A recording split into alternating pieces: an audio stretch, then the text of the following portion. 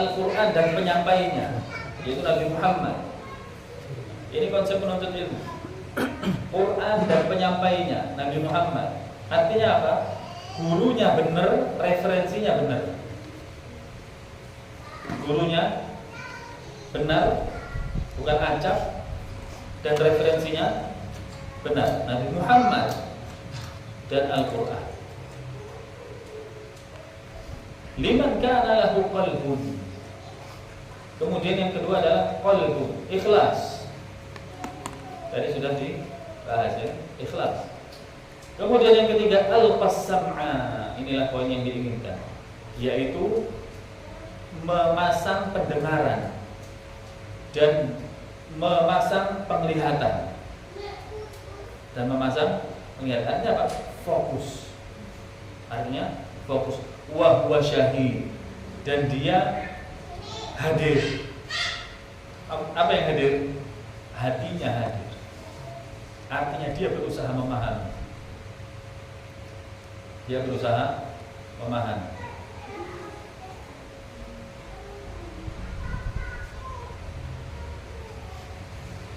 Yang kedua, di dalam poin memperhatikan materi tadi, selain mentargetkan paham, yang kedua adalah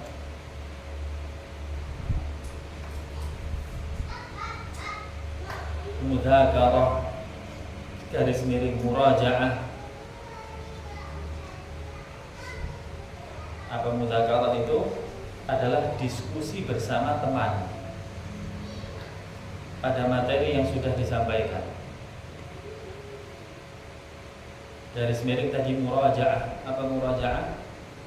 Murajaah adalah mengulang materi. Wallahi, salah satu sebab kita paham dan lengket materi tersebut murajaah. Murajaah ibarat seseorang yang mendapatkan buruan, mendapatkan hewan, dia pulang ke rumahnya bawa kuda atau unta atau kambing. Kemudian kalau murajaah ini seperti orang yang mengikat kambingnya atau untanya di sebuah tiang di rumah, maka peluangnya untuk hilang lebih kecil. Dan orang yang tidak murajaah seperti orang yang membawa hewannya ke rumahnya, tunggangannya, kudanya atau untanya, tapi dibiarkan begitu saja. Mana peluang hilangnya? Yang kedua lebih berpeluang hilang.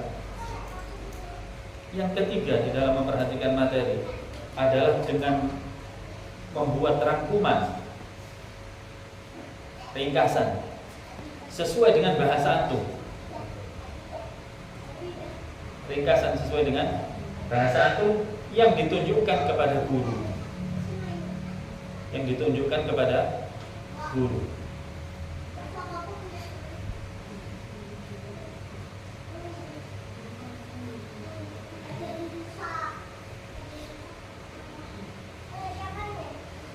Insya Allah cukup di situ adab penuntut ilmu yang bisa kita jelaskan pada pertemuan kali ini, dan kita bisa masuk di muqaddimah ya, al-usul at-thalatha. Al-usul at-thalatha adalah seperti yang saya katakan, kitab akidah dasar yang menjelaskan. Kitab Al-Usul Ats-Tsalatsa adalah akidah dasar yang menjelaskan secara umum, tentang 3 pertanyaan kubur. 3 pertanyaan kubur, yaitu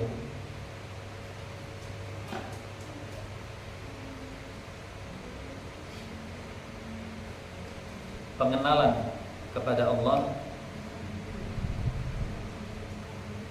pengenalan kepada Rasulullah sallallahu alaihi wasallam,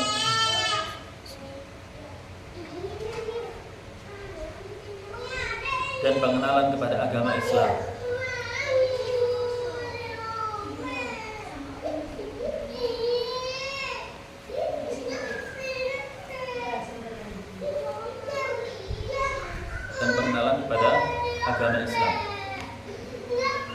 kitab Al-Usul Ats-Tsalatsah ditulis oleh Syekh Muhammad bin Abdul Wahhab.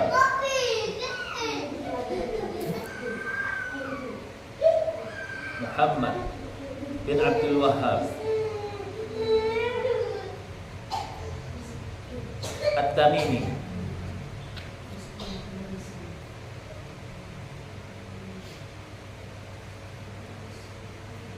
Beliau dilahirkan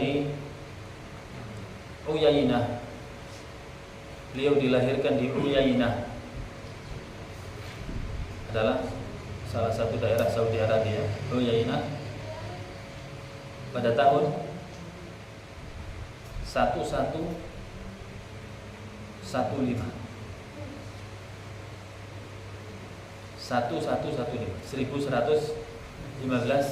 Hijriah.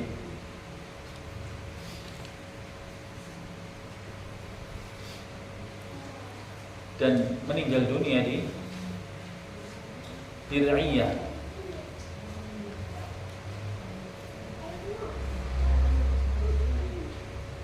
pada tahun ini sih 1206. Rumusnya gampang. 1115 ya, 1115. Yang satu tetap, kemudian 1 dan 5-nya ditambah jadinya 06. 1 tambah 1 11 tambah 1 sama dengan 12. Tanggal lahirnya ditambah 1115 ditambah 11 jadi 1206.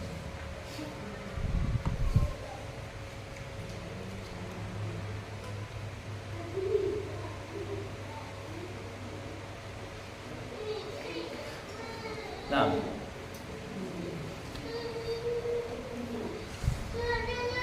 beliau tumbuh besar di dalam keluarga ahli ilmu. Beliau tumbuh besar dalam keluarga ahli ilmu. Dan di sekitarnya banyak ulama mazhab Hambali di sekitar daerah beliau.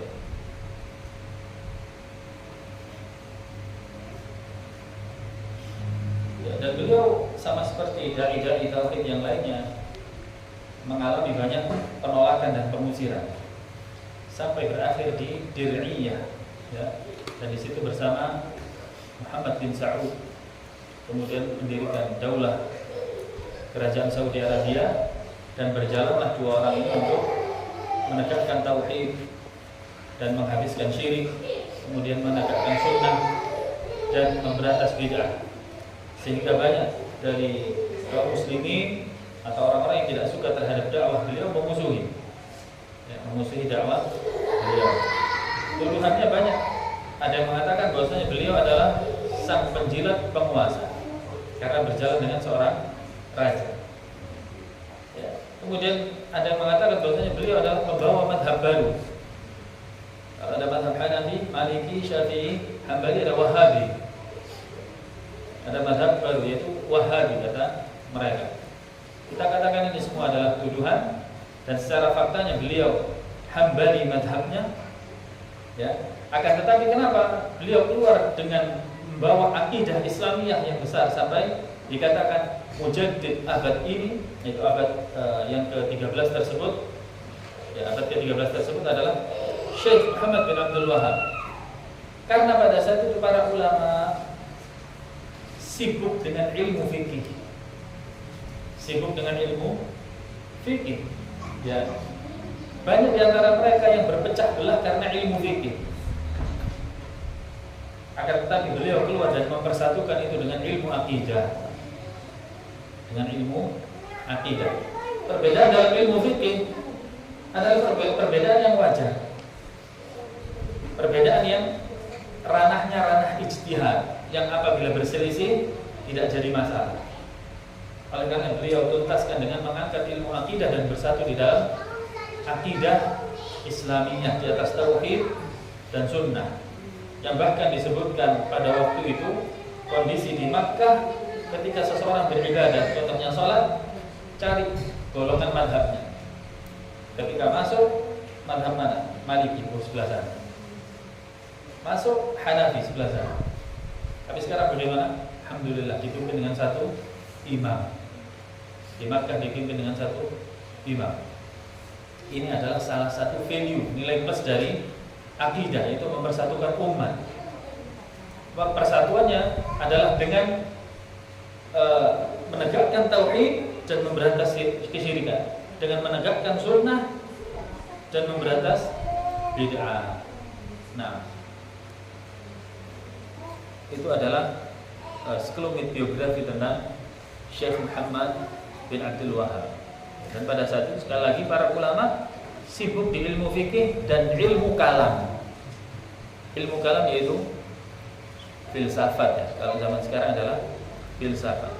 Dan beliau datang memberantas itu semua. Pantas beliau banyak yang memusuhi. Ya, pantas beliau banyak yang memusuhi. Kemudian ikhwan fiddin rahimani wa rahimakumullah, silahkan di antara antum tadi sudah di share PDF ya. Sudah di share PDF-nya. Ada yang membacakan salah satu di antara antum? Kalau baru satu Imam.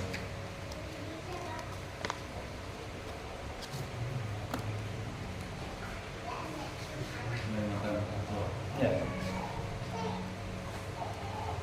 Bismillahirrahmanirrahim. Alhamdulillah wassalatu wassalamu ala Rasulillah wa ala alihi wa sahbihi. Allahumma ighfir lana wa li ustadzina wa li jami'il hadirin wa li syahidin. Amin ya rabbal alamin. Qala al-mu'allif fi kitab Ushul Thalatha Syekh Muhammad bin Abdul Wahhab Muqaddimah. Qala rahimahullah. Bismillahirrahmanirrahim.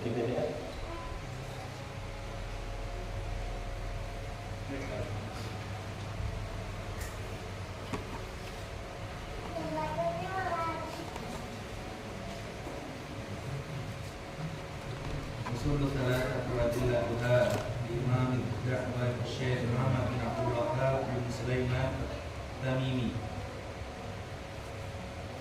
Bismillahirrahmanirrahim. I'lam rahimakallah annahu yajibu alaina ta'allum arba'i masail. الأولى العلم وهو معرفة الله ومعرفة النبي ومعرفة الدين الإسلام بالأدلة. الثانية العمل به. الثالثة الدعوة إليه. الرابعة الصبر على العادات. والدليل قوله تعالى بسم الله الرحمن الرحيم والعصر إن الإنسان لفي خسر إلا الذين آمنوا وعملوا الصالحات وتواصوا بالحق وتواصوا بالصبر. قال الشافعي رحمه الله تعالى لو ما أنزل الله حجة على خلقه إلا هذه السورة لكفتهم. وقال البخاري رحمه الله تعالى باب العلم قبل القول والأعمال. والدليل قوله تعالى فاعلم أنه لا إله إلا الله واستغفر لذنبك. فبدأ بالعلم قبل القول والعمل. Nah, cukup insyaallah kita dengarkan azan dulu.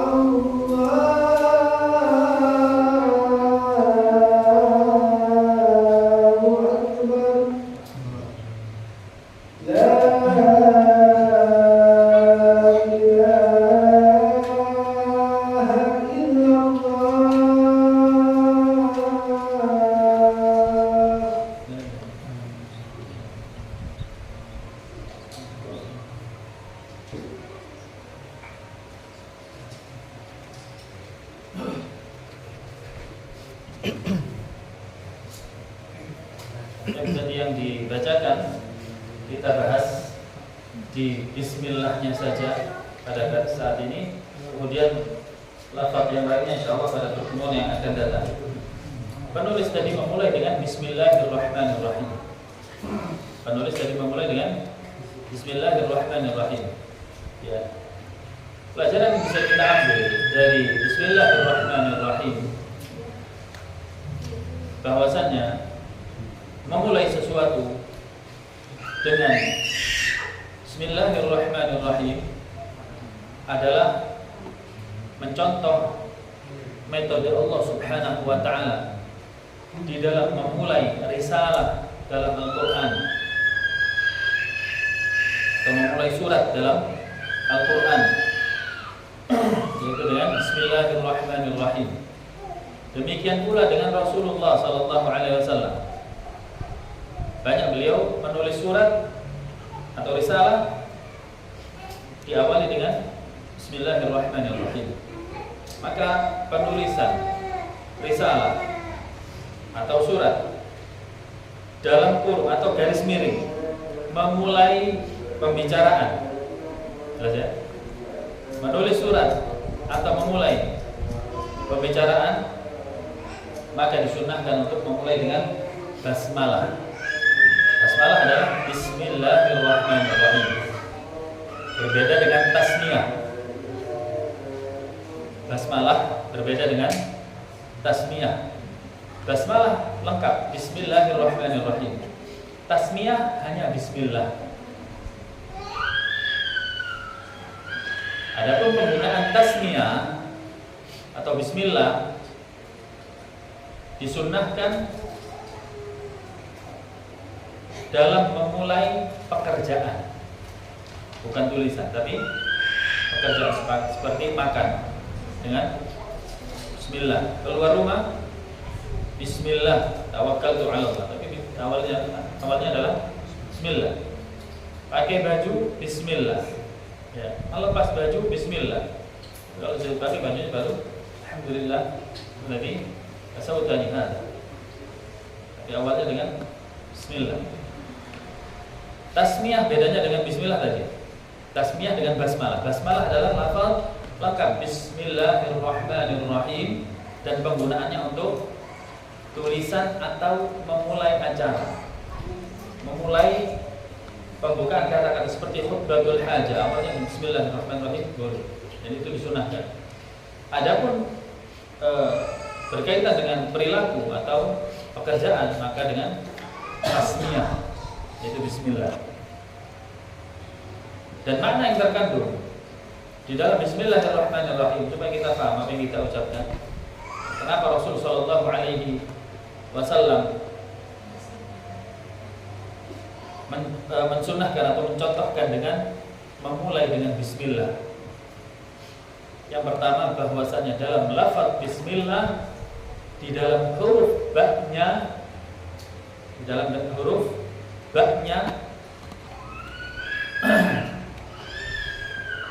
ada terkandung dua makna.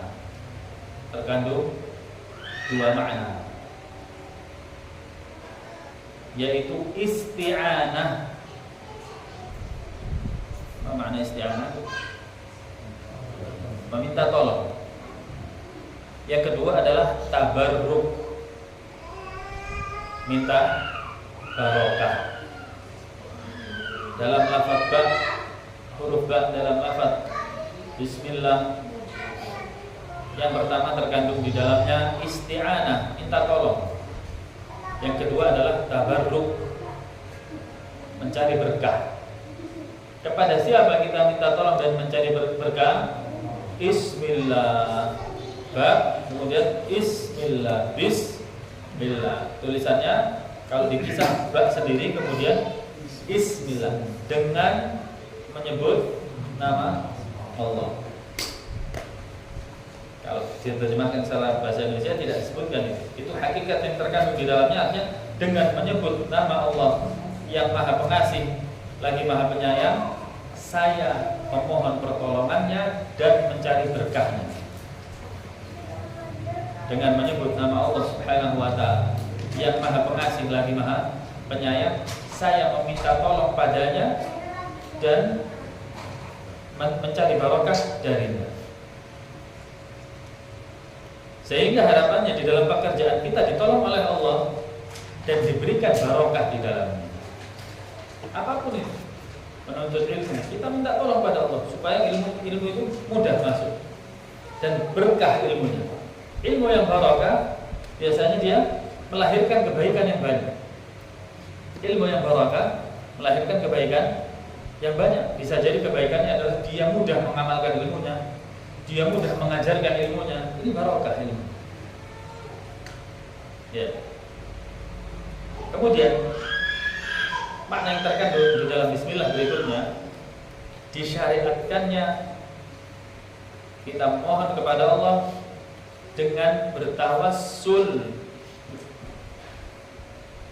dengan Asmaul Husna. Dengan bertawassul dengan Asmaul Husna. Apa tawassul? Tawassul adalah menghadirkan sesuatu antara kita dengan Allah Subhanahu wa taala. Menghadirkan sesuatu sebagai perantara. Menghadirkan sesuatu sebagai perantara antara kita dengan Allah Subhanahu wa taala, atau diistilahkan dengan tawassul, mencari wasilah. Mencari wasilah, dan dibolehkan di dalam Islam ada 3. Tawassul yang dibolehkan dalam Islam ada 3, yaitu tawassul dengan amal soleh, tawassul dengan amal soleh, atau tawassul dengan doa orang soleh yang masih hidup dan hadir. Tawassul dengan doa orang soleh yang masih hidup dan hadir.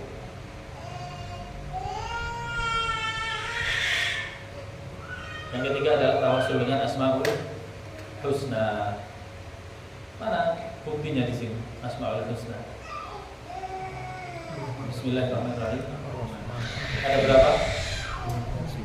3. Udkurha. Allah itu sendiri Ar-Rahman Ar-Rahim. Bismillah, ada Ismullah, Allah 1. 2 Ar-Rahman dan Ar-Rahim. Ya, artinya dengan menyebut nama Allah, kemudian Ar-Rahman Ar-Rahim, saya mohon pertolongan dan mencari barokah. Ya, saya mohon pertolongan dan mencari barokah.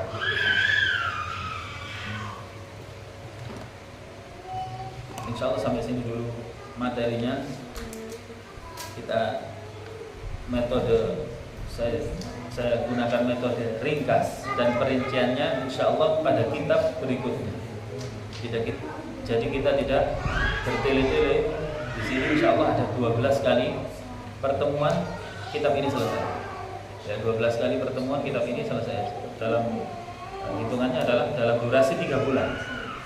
3 bulan yaitu ada 12 minggu. Ya, maka insya Allah biidznillah, semoga Allah Subhanahu wa taala mudahkan kita menyelesaikan kitab ini dan pindah ke kitab yang lainnya. Sebelum diakhiri ada yang mau ditanyakan silakan. Ya. Penjelasan terkait tawassul yang dibolehkan. Yang kedua, tawassul dengan doa orang yang soleh yang masih hidup dan Hadir. bisa berdoa. Bisa dihadirkan maksudnya Hidup dan hadir. Apa yang dimaksud di sini? Hidup kita ketahui bersama, berarti ruh masih ada dalam jasadnya. Dia hidup. Dan hadir maksudnya ada di hadapan kita. Ada di hadapan kita. Adapun pada zaman ini bisa dikiaskan ketika teknologi sudah lebih canggih, maka orang yang jauh jadi dekat. Maka dengan wasilah alat yang canggih ini boleh ya boleh dikategorikan orang tersebut hadir walaupun jaraknya jauh. Artinya yang disebut hadir di situ menafikan ya penetapan seseorang mengetahui hal ghaib selain Allah. Menafikan atau meniadakan seseorang memiliki kemampuan mengetahui hal ghaib selain Allah. Intinya di situ. Ketika ini nggak ada, berarti halal. Pada zaman dahulu nggak ada video call, nggak ada handphone. Maka dilarang tawasul dengan orang yang ghaib, yang tidak hadir. Orangnya barangkali diminta, yang minta doa, yang diminta doa di mana? Surabaya barangkali. Ya, kalau dia mengatakan, Mbak, tolong doakan saya kepada Allah begini.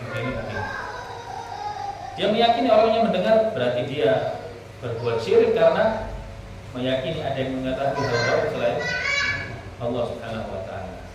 Ya, adapun kalau dengan wasilah alat telekomunikasi kecanggihan, berarti hilang keyakinan mengetahui hal selain Allah. Nah, Allah. Ada lagi?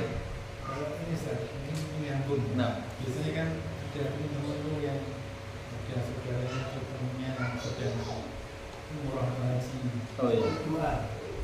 Ini tulisan. Oh, titip doa. Ya, selama akadnya bertatap muka dan dia menitipkan, sah, boleh-boleh saja. Ya, yang dipermasalahkan adalah ketika permintaannya disampaikan orangnya nggak ada. Nah, ya.